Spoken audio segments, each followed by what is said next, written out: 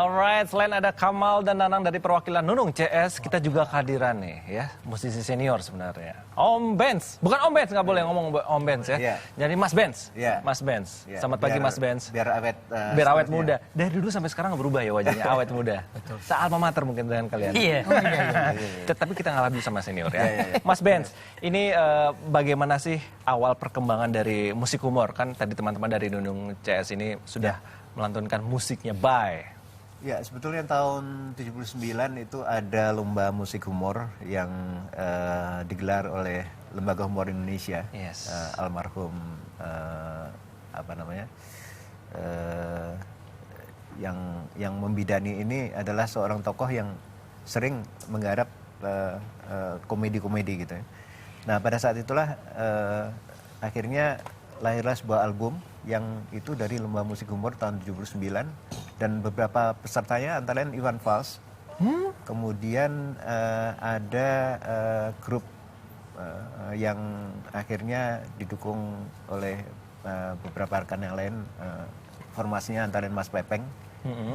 Dan itulah yang melahirkan awalnya adalah musik humor di situ waktu itu. Oke, saya baru tahu nih, Iwan Fals ternyata besarnya di musik humor. Iya, dia juara pertama waktu itu. Juara pertama? Iya. Tapi sekarang Juara alirannya pertama, berbeda tapi ya? tahun 80, pada akhirnya tahun 80 itu baru masuk album rekamannya, baru ada Iwan Fals. Karena tahun 79, Iwan belum dimasukkan. Karena gitu. lagu judulnya adalah generasi frustrasi itu dianggap unsur humornya kurang menonjol, tapi lebih ke kritiknya. Kritik seperti itu. Oke. Dan pada akhirnya baru masuk ke album kedua ada Iwan Fals di sana. Akhirnya Iwan Fals bergeser ke musik-musik yang lebih kritis sosial. Oke. Yang orang menyebutnya sebagai musik-musiknya yang kritis ya. Yang Balada kritis. Gitu. Balada yang kritis. Oke, Mas Nunung lagi. Nunung CS. Kenapa sih memberi nama Nunung dan ini sejarah berdirinya kapan nih? 2003 awalnya kan? Aduh, 2003 ya. Ya, betul. 2003 di kampus. Nunung itu nama insidental lah. Nggak ada maknanya sama sekali. Masa sih, Bang? Terinspirasi dari salah satu pelawak atau seperti enggak ada. Jadi waktu itu salah satu personilnya panggilannya Nunung. Dan kebetulan yang dikenal sama panitia waktu pertama kali manggung Nunung CS itu cuma dia. Nunung CS aja ya udah Nunung CS gitu. Jadi sampai sekarang eksis ya. Dipakai Nunung CS. Oke, ini juga rencananya setelah sekian lama vakum, kalian akan menerbitkan album kedua kan ya? Oh, itu udah rencana kita dari 5 tahun vakum sebenarnya. 5 tahun vakum? Iya. Lama sekarang banget. masih rencana itu. Selama 5 tahun ini ngapain aja kalian? Jadi sebenarnya sambil nunggu proses album kedua ini jadi kita garap album ketiga. Iya. Oh gitu ya. Iya. Susah emang ya.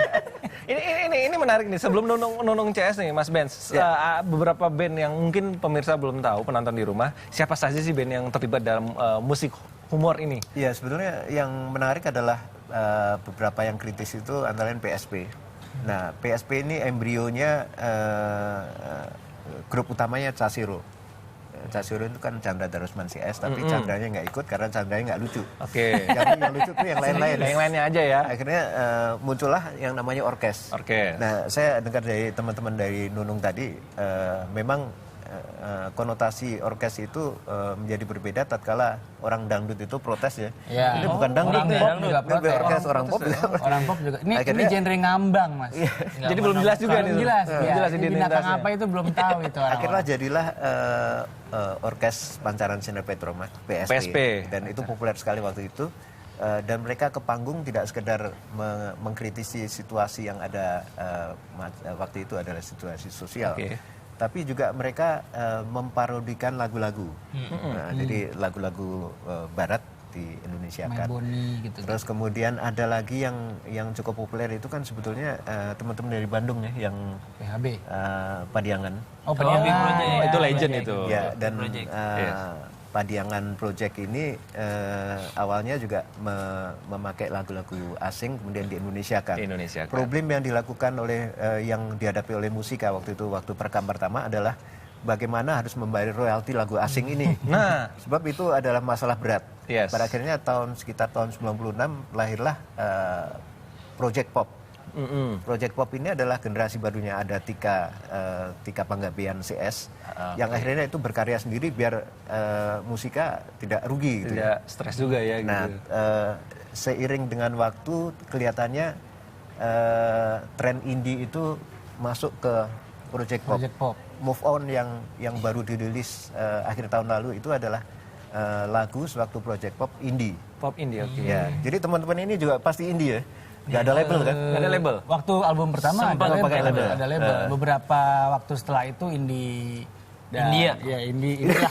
Bisa dibilang indie lah, bukan major label lah. Jadi sebenarnya yang paling menarik kalau teman-teman seperti ini orkes Pancaran Sinar Petromax, kemudian orkes Nunung CS ini adalah justru mereka tidak harus hanya didengar, tapi ditonton di panggung. Karena kekritisan itu biasanya dari aksi panggung juga muncul, komunikasi dengan audiens itu menjadi kritis sekali. Oke. Karena latar belakang mereka kebanyakan dari kampus. Kampus, luar biasa ya. Itu di Solo juga dari kampus yang apa ya namanya? Timlo. Itu dari kampus juga ya. 11 Maret. Berarti boleh Nunung CS ini generasi terakhir ya? Jangan terakhir, terbaru. Terbaru. Kalau terakhir baru ya. Latest. Oke, ini setelah sekian lama vakum, kemudian pergeseran humor, kemudian apa yang ditawarkan dari Nunung CS humornya nih? Apa yang ada yang berbeda dari zaman dulu sampai zaman sekarang? Sebenarnya sih kita nggak pernah mengonsepkan untuk jadi grup humor atau komedi gitu kan, musik komedi, tapi emang dasarnya adalah personelnya Nunung CS ini orang yang suka bercanda, kebetulan bisa main musik dikit. Jadi orang kalau di panggung ngelihatnya jadi karena kita celetukan, bercanda gitu kan. Jadi orang ngelihatnya kayak wah ini nih humor nih, komedi gitu kan gitu. Kok dari sisi komersil masih aman nggak sih? Dari sisi komersil sebenarnya ini pertanyaan yang ingin disampaikan ke Mas Benz. Kenapa orkes itu nggak pernah nggak terlalu komersil gitu, Mas Benz? Iya, tapi masih survive sampai sekarang ini. Tapi sebenarnya begini, banyak teman khususnya mereka yang terjun di musik indie. Independensi itu kan sebetulnya indie itu bukan genre musik. Indie itu adalah spirit. Jadi kita harus menyikapi rekaman belum tentu mereka laku. Tapi di atas panggung gila sekali. Jadi komunikasi mereka dengan audiens itu menyebabkan mereka banyak manggungnya. Dari situlah dana itu mari kita tanya ke beliau ini. Off-air kenceng ya? Off-airnya kenceng. Off-airnya alhamdulillah ada terus. Ada terus, tidak pernah berhenti. Apalagi nanti ulang tahun Jakarta ada juga lah. Alhamdulillah. Biasanya itu langganan. Ada. Album kedua kapan dong keluarnya? Pengennya sih tahun ini. Tahun ini? Pengennya. Tapi prosesnya seperti apa? Prosesnya udah 8 tahun ya. Udah ulang tahun ke-8. Kalau untuk proses kreatif sih kita udah lagu ada terus sih. Lagu ada terus kita juga punya studio kan sendiri. Udah tinggal ini aja sih. Yang paling susah dari ini adalah ininya pemodalnya. Itu yang susah. Itu patungan. Tapi gini Mas, yang paling menarik adalah beberapa teman ini karena berasal dari kampus, secara intelektual mereka gaya bicaranya, lirik-lirik lagunya pasti beda. Itu yang pertama. Yang kedua, seringkali mereka punya profesi itu juga di bidang-bidang yang ada kaitannya dengan komunikasi. Teman-teman ini siaran di radio juga.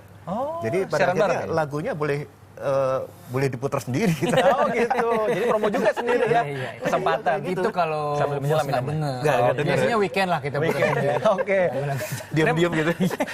Terima kasih Mas Benz dan Nunung. Nanti kita akan melihat performa dari Nunung CS ini sebentar lagi ya, selain lagu Bye tadi ya. Selanjutnya lagu apa nih?